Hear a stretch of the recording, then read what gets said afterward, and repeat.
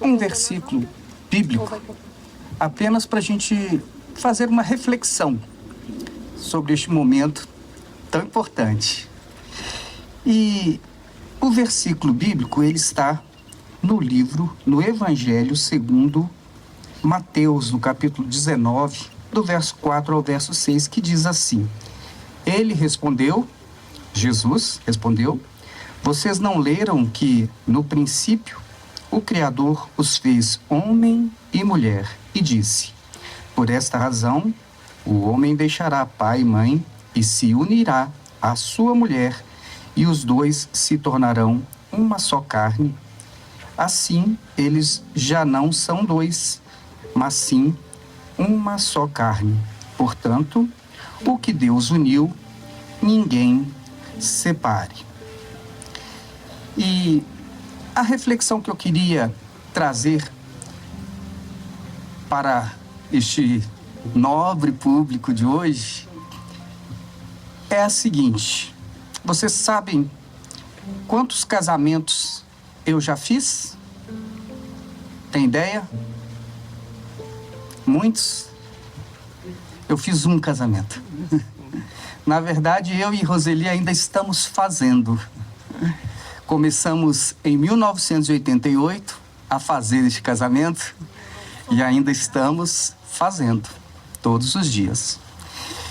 E se vocês pararem para pensar, por exemplo, para quem tem um pouquinho mais de curiosidade bíblica e já investigou, pergunte-se, quem fez o casamento de Abraão com Sara?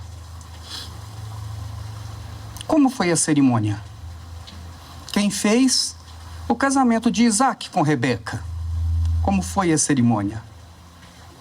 Quem fez o casamento de Jacó com Raquel? Como foi a cerimônia? E a resposta para todas essas perguntas é a mesma. Não houve cerimônia, não houve celebrante, não tinha sacerdote, não tinha pastor, não tinha padre. Mas como era? Eles se uniam com um consentimento mútuo da família, porque naquele tempo o casamento, e por muito tempo ainda depois, era um negócio entre famílias.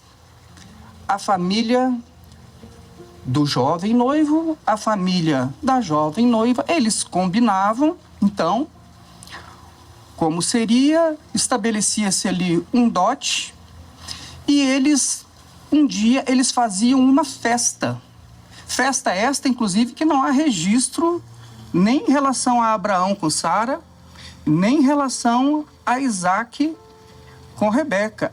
Aliás, Rebeca foi trazida, porque ela foi buscada entre os parentes de Isaac, ela foi trazida.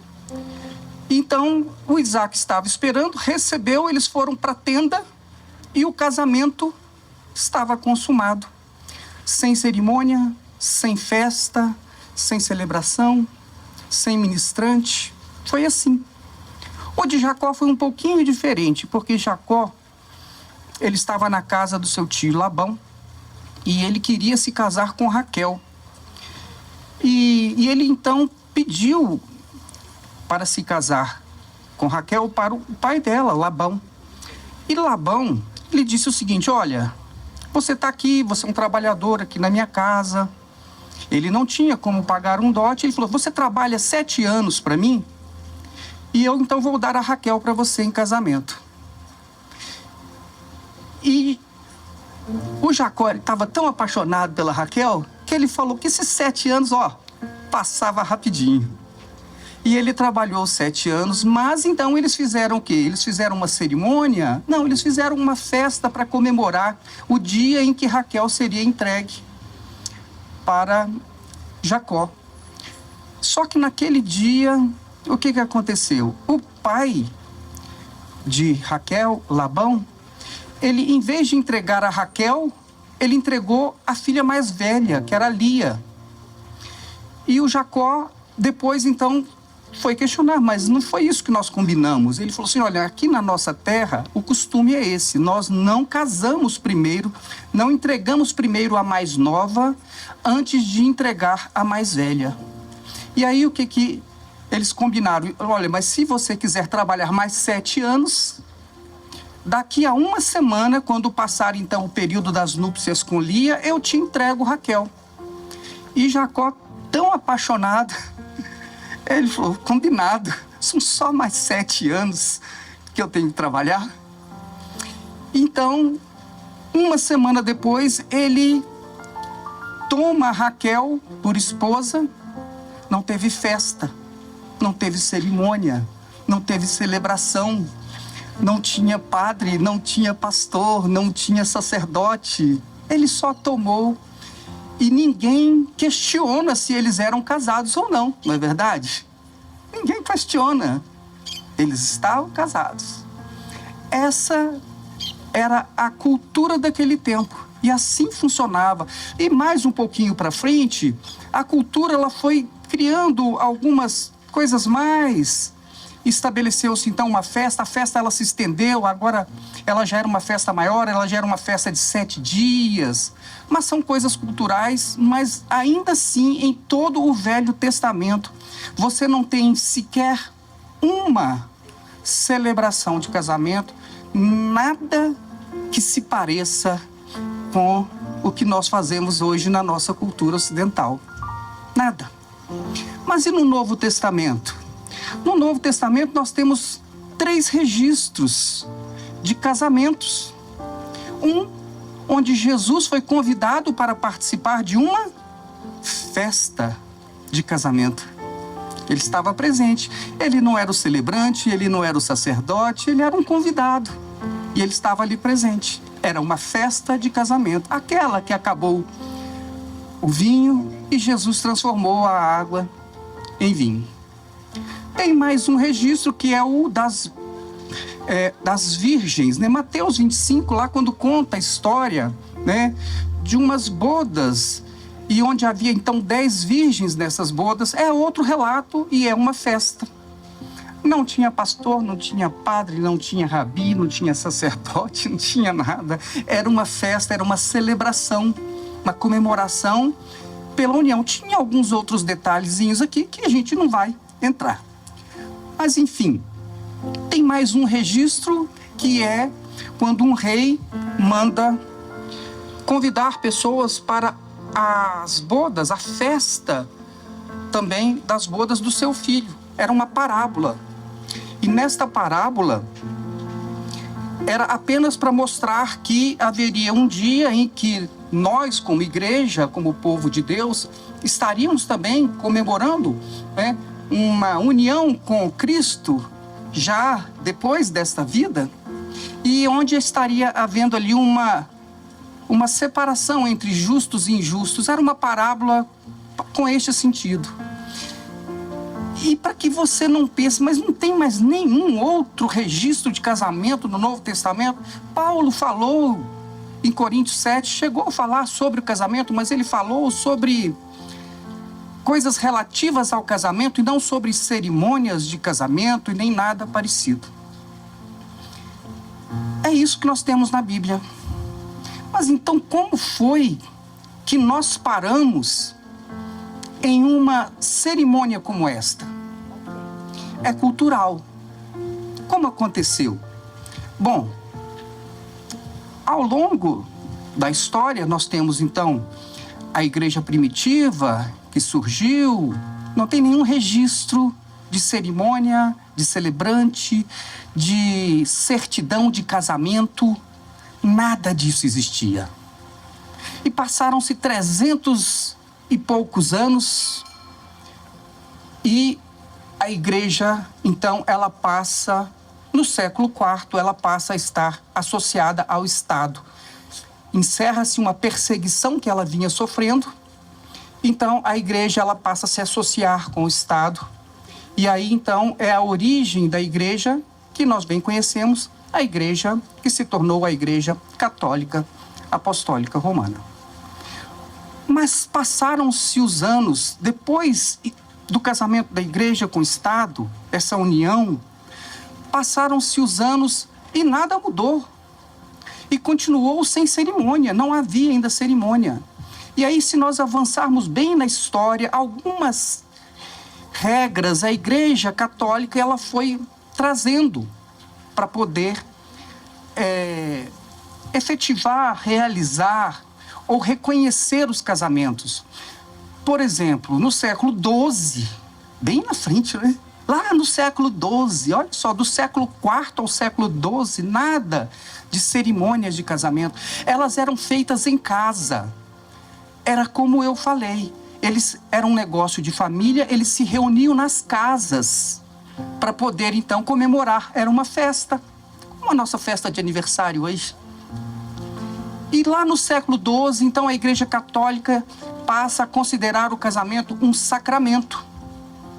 No século XIII, já mais um pouquinho à frente, com o Concílio de Latrão, a Igreja Católica ela entendeu que o casamento tinha que ser público, porque estava tendo algum problema de casamentos que não eram declarados e pessoas que casavam aqui, casavam ali.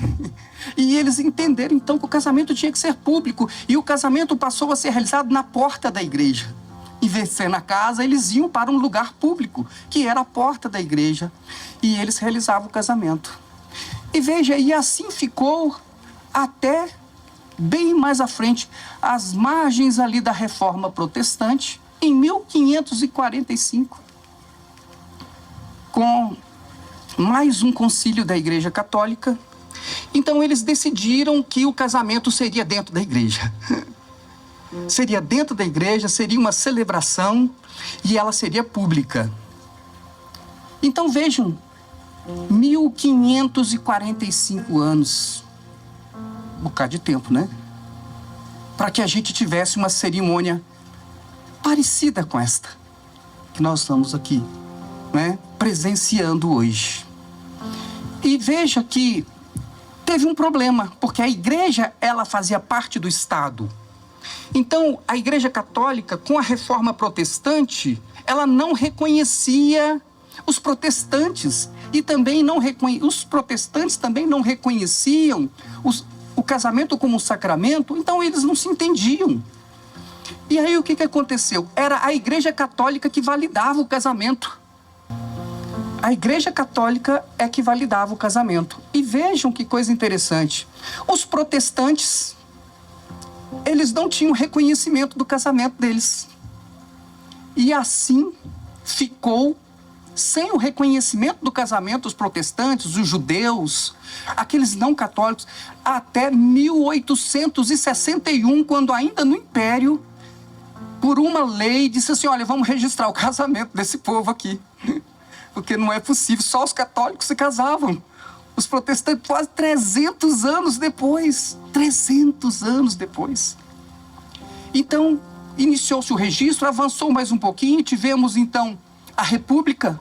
Em 1888 é que cartórios passaram a fazer registros civis públicos. E aí, para todos, porque veio a República e passou-se a reconhecer os casamentos de católicos e não católicos, porque houve, então, com a República, a separação da igreja com o Estado. Então, o casamento que era reconhecido desde então era o casamento civil. E aí, então, surge a certidão de casamento. Vocês vejam, já na República, é que nós temos uma certidão de casamento. Não existia. Percebem a diferença? E aí, vocês então poderiam perguntar, mas quais eram os elementos que eram essenciais então, em toda essa história que a gente contou? Até tem um detalhe. Por quê?